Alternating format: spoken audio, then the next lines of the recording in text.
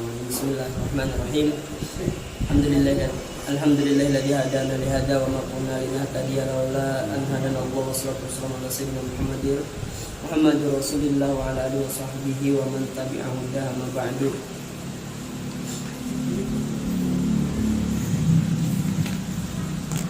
Qala Nabi sallallahu alaihi wasallam aqrabun nas min darajatin nubuwah ahlul ilmi.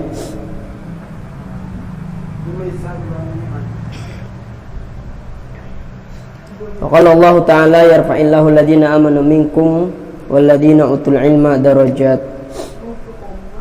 Qala Nabi sallallahu alaihi wasallam inda dzikril auliya tanzilur rahmat.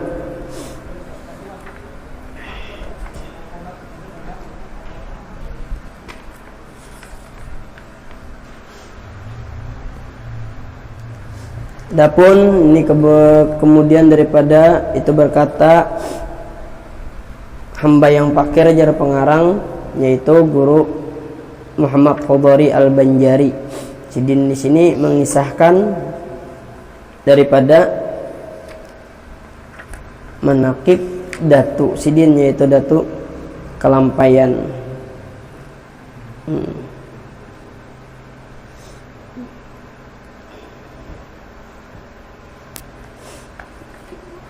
Menceritakan menakib daripada datu kelampaian.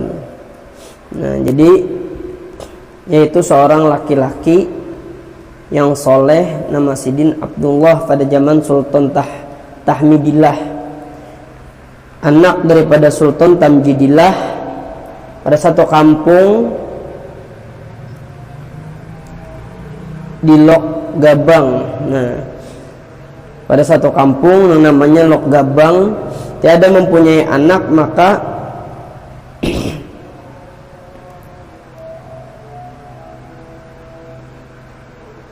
sebab yang demikian itu dan tadoru Sidin memohon dan berdoa memohonkan duriat kepada Allah Subhanahu wa taala, maka diketahui oleh Allah Subhanahu wa taala ikhlas hatinya, maka dikaruniai oleh Allah taala permintaannya, dan bunting istrinya kira-kira 2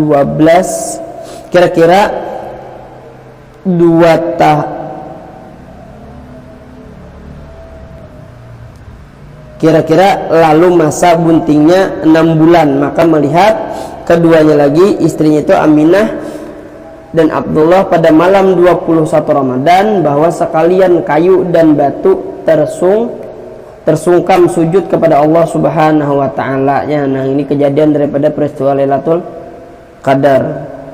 Dan air sungai beku, maka diketahui oleh keduanya bahwasanya itu adalah Lailatul Qadar, dan memohon keduanya kepada Allah Subhanahu wa taala mudah-mudahan anak yang di dalam parut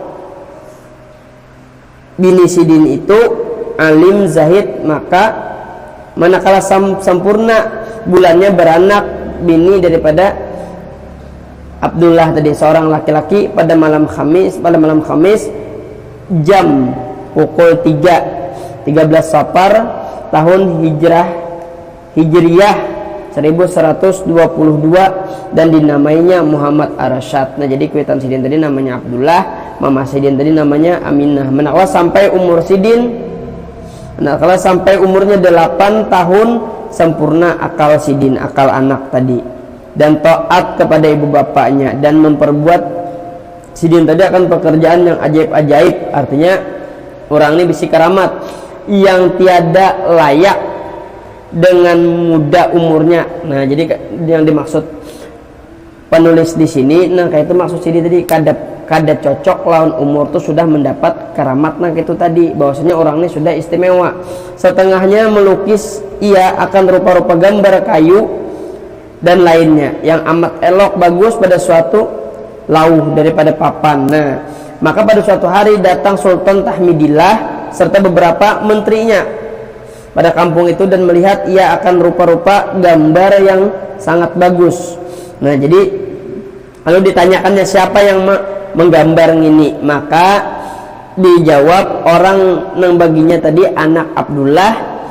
Nah, maka dipanggil Abdullah tadi lawan bininya. Nah, jar orang tadi ini anak Abdullah yang menulis bahwa Muhammad Arsyad diminta dimintanya aku pinta aja raja tahmidillah tadi Muhammad Arsyad ku minta, dan dikabulkan oleh kedua orang tuanya permintaan sultan itu, maka kasih sultan itu kepada perbuatan seperti anaknya sendiri. Jadi diperbuat kelakuan sultan tadi lawan Syekh Muhammad Arsyad tadi, nah kayak Sidin menggaduh anak Sidin surang, anak kandung.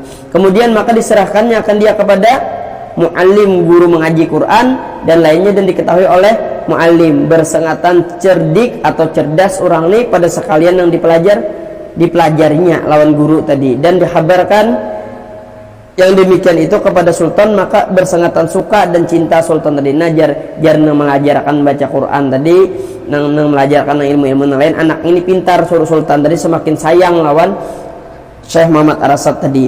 Lalu ketika itu menyuruhkan Maulana itu naik tinggal di Makkah Musyarrafah menuntut ilmu. Lalu raja tadi menyuruh, wahai Muhammad Arsyad, ikam kena sekolah aja langsung di Makkah. Nah, jadi lagi adat sultan itu pada tiap-tiap malam menghimpunkan beberapa menterinya pada suatu tempat menjaga rumahnya, dan adalah Maulana itu tidur serta mereka itu. Jadi Syekh Muhammad Arsyad ini lagi halus digaduh daripada Sultan Tahmidillah.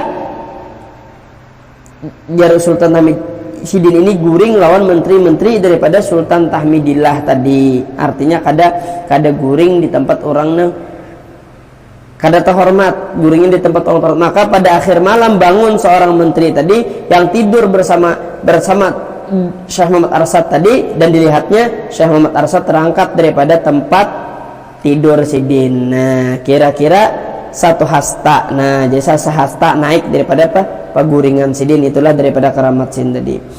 Maka dipegang oleh menteri tadi, dijapai oleh menteri tadi, maka bangun dan menangis. Ditanya oleh menteri itu, kenapa ikam menangis? Jawabannya, aku bermimpi seorang laki-laki membawa aku naik ke langit. Kenapa engkau pegang akan aku, maka bangun aku. Nah, jadi Syekh Muhammad Arsyad tadi hendak dibawa seseorang ke langit di dalam mimpi sendiri. Kemudian Sidin itu melihat akan malam qadar, tatkala diketahuinya, maka memohon kepada Allah Subhanahu wa taala ilmu yang memberi manfaat.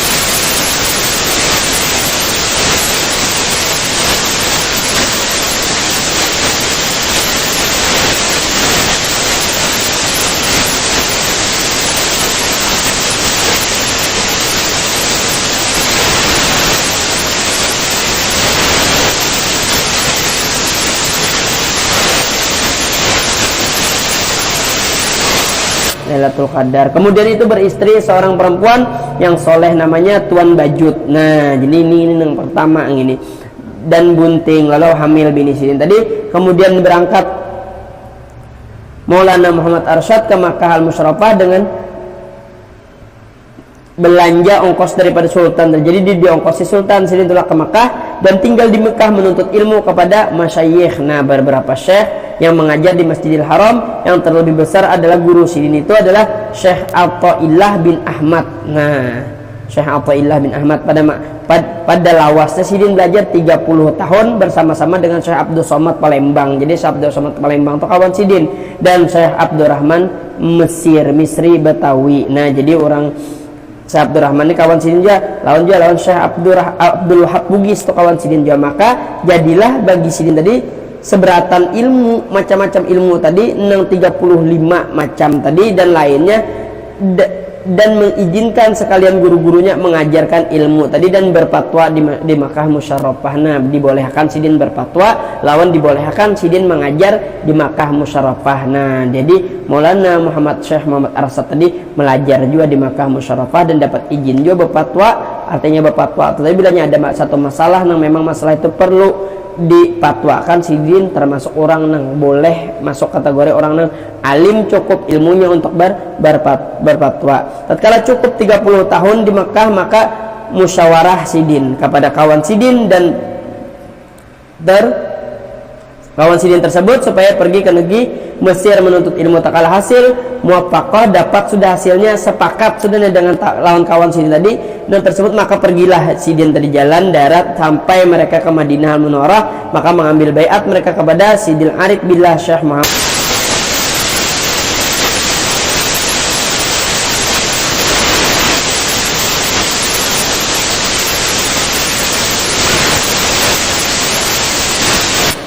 Mesir, yaitu Syekh Muhammad Sulaiman Al-Qurdi dengan beberapa murid Sidin ke Madinah Munawwarah serta mengajar Sidin dan bertanya Maulana Syekh Muhammad Arsad kepada Syekh Salman Sulaiman Kurdi tadi.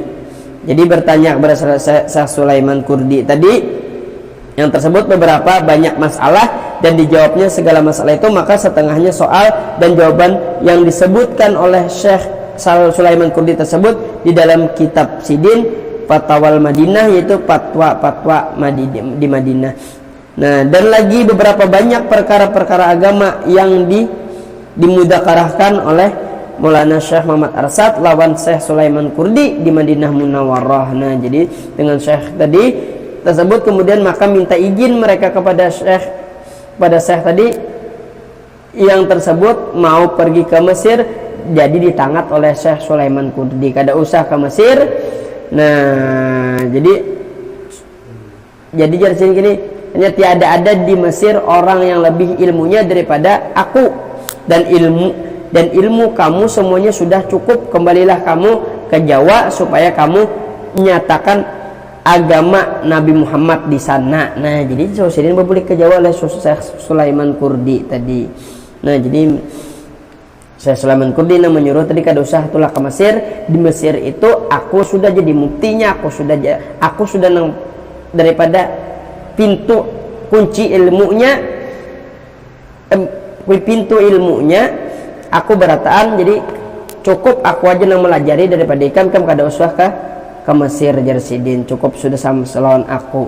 Kembalilah ke Jawa aja Sidin, katanya boleh ke Indonesia. Jadi kembalilah Syekh tadi, Syekh Maulana Syekh Muhammad Arsad serta teman Sidin ke Makkah Al-Musyarrafah, dan lagi diriwayatkan bahwasanya Maulana itu Syekh Muhammad Arsad itu melihat pula Lailatul Qadar di Makkah Al-Musyarrafah, maka memohonkan Sidin beberapa permohonan kepada Allah bagi dirinya dan bagi dzurriyyatnya dan bagi umat Nabi Muhammad sallallahu alaihi wasallam. Nah, jadi itu Sidin menamui mulai Sidin di dalam parut kuitan Sidin, kan kuitan Sidin yang menamui Lailatul Qadar, jadi Sidin 3 kali menamui Lailatul Qadar. Jadi Lailatul Qadar ini memang jelas sudah dalilnya terletak di bulan Ramadan, yaitu malam-malam, ada yang mengatakan malam-malam ganjil. Banyak ikhtilaf perbedaan yang masalah datangnya Lailatul Qadar tadi. Alhamdulillah bulan Ramadan telah berlalu, mudah-mudahan kita dipertemukan dengan bulan Ramadan yang akan datang.